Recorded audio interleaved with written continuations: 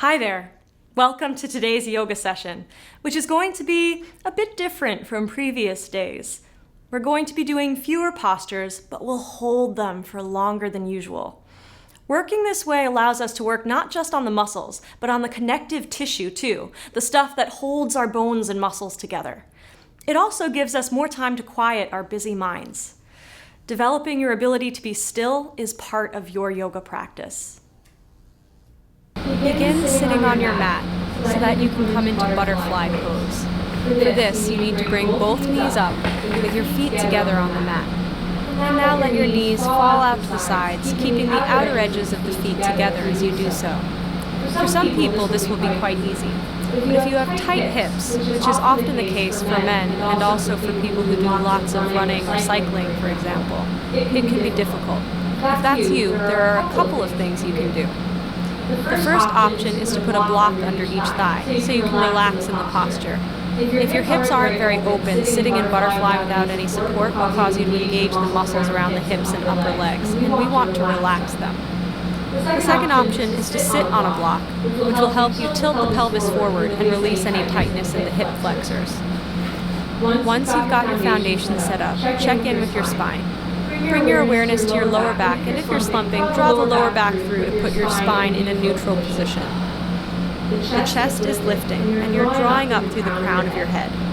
It should feel like your spine and everything above it is growing out of your hips, like a flower growing out of a pot. Your inhales are a good time to focus on this aspect of the posture.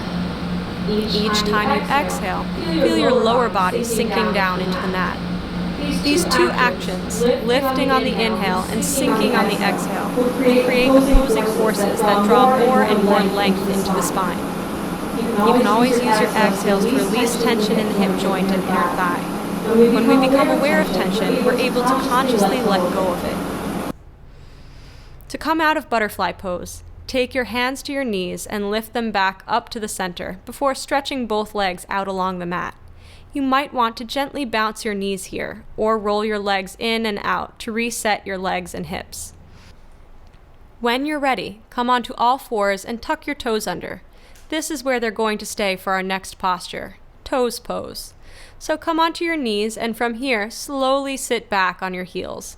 If this is really not comfortable for you, you can stay in a high kneeling position, so you still have your toes tucked under, but you're not putting your weight on your heels. Or, another option, you can put a block or blanket behind your knees and sit back on that. Whichever way you've chosen to sit, you should feel a stretch through the balls and the arches of the feet, and across the heels and the ankles. Now, your feet and ankles will naturally try to resist this stretch, so you might find that your heels are moving outward. Don't let them. Draw the heels together. Another thing we tend to do in this pose without realizing is lean forward to take the weight off the feet. Again, resist the temptation. Keep your chest high, facing forward, not facing the mat. Your shoulders should be over your hips. At any point, you can take a momentary break by coming into a high kneeling position and then sitting back down. This is a good posture for anyone who crams their feet into tight shoes or spends a lot of time walking or exercising in fitted shoes. It's also great for improving your balance, a skill you can take into other balance postures. Okay, lift your hips away from your heels and put your hands in front of you so you can come into a tabletop. Flip onto the tops of your feet and you'll get a delicious counter stretch to toes pose. You'll probably want to wiggle your toes while you're here too and work out a few pops and cracks. Okay, we're ready to move into our next posture, puppy dog pose. Starting where you are on all fours, walk your hands out in front of you without bringing your hips forward. Your hips should be positioned directly above your knees throughout this pose. Some people will be able to bring their chest down to the floor, maybe even rest their chin along the mat. If you can do this, just be sure you're still breathing easily. Don't compress the back of the neck so much that your breath comes out restricted. For others, bringing the chest down won't be possible. If you do a lot of strength-based exercise, working your chest muscles and shoulders, you might find that this is the case. If it is, this is actually a great pose for you. You just need to use a block to rest your forehead on, or let your head hang between your arms if the mat is still too far away. Whichever option you've gone for, your upper body should feel a lot like it does when you're in downward facing dog. Hence the name puppy pose. It's like dog, just smaller. Your fingers should be spread out, with your thumb and forefinger pressing into the mat as you outwardly rotate your upper arms. This should have the effect of drawing the shoulders away from the ears. You'll also feel your shoulder blades moving down the back of the body. And again, like in downward dog, you're sending your hips up and back, drawing length into your spine. Okay, we're ready to come out of this posture now. So bend your elbows a little and walk your hands back towards you and come up into tabletop. Keep your block close to you as you might need it for pigeon pose, another great stretch for anyone with tight hips. From tabletop, bring your right knee forward and lay your shin or the outer edge of your calf on the mat. Depending on the flexibility of your hips, you might be able to lay your shin across the mat, so it's parallel with the top edge. If you can do this without causing any pain in your knee, then flex the foot and work here. If your hips are quite tight, having your shin like that is going to hurt, and it could cause lasting damage to the knee joint. To avoid this, all you need to do is put your shin at an angle with the knee coming forward and the toes pointing back, or towards the left side of your mat. Before going further, check in with your hips. We want them level and facing the front of the mat, but it's possible your right hip is moving forward. If this is happening, draw it back. Now we're ready to start sliding the left knee back as you bring your hips down towards the floor. Some people will come all the way down here, but if that causes your hips to skew, just put a block underneath your right hip for now. You need to be able to relax in this pose. You can stay on your hands with your chest up, or if it's comfortable, you can bring your hands forward. Maybe come onto your forearms, or even rest your forehead on the mat, or on a block with your arms stretched out in front.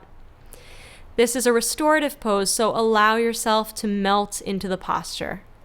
Inhale and bring your awareness to your hips. Imagine the breath filling your hips, expanding them and opening them. And then, as you exhale, feel the breath leaving your hips and the surrounding muscles relaxing. Coming out of pigeon, inhale as you walk your hands back up towards you. Tuck your left toes under so you can lift your hips away from the mat and step back to downward dog. You might want to bend your knees here, one at a time, to ease out any tension in the hip joints. Come onto all fours again so you can set up for pigeon pose on the left side. Like before, bring your knee forward and lay your shin or the outer edge of your calf on the mat, either parallel with the front of the mat or at an angle. Bear in mind that it might feel completely different on this side, and you might need to work differently from before. Before sliding your right leg back and lowering into the pose, make sure your hips are aligned, facing the front of your mat. And if you're using a block, now's the time to put it underneath your left sit bone. Next, slide your right leg back and settle your hips on the mat or on your block. Enjoy the stretch across the front of the right hip and in the left buttock. Walk your hands out in front of you and stay here, chest up, or move down to the mat, onto your forearms, or so that you're resting on your forehead with your arms stretched out in front. While you rest in this pose, try to consciously relax any tight areas, and notice if you're engaging any muscles that restrict you in this pose. Once we become aware of this, we're able to release the effort.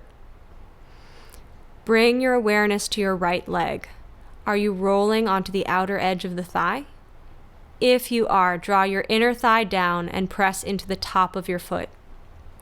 Okay, we're coming out of pigeon now. So inhale as you walk your hands back up towards you. Tuck your right toes under and step back to downward dog.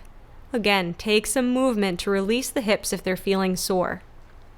And then come down to your knees and we'll move into our final posture today. Bring your big toes together and separate your knees so they're as wide as the mat. Now lower your hips towards your heels. Take your hands out in front of you, shoulder width apart with your fingers spread. And if it's comfortable to do so, lower your forehead onto the mat. Or use a block and stack your fists and rest your head there. Good work. It's not easy to hold postures for a long time. Even if it's not as aerobic as a dynamic sequence, it still tests our stamina, and it forces us to find ways of maintaining focus, another yoga tool we can use in our day-to-day lives. See you next time.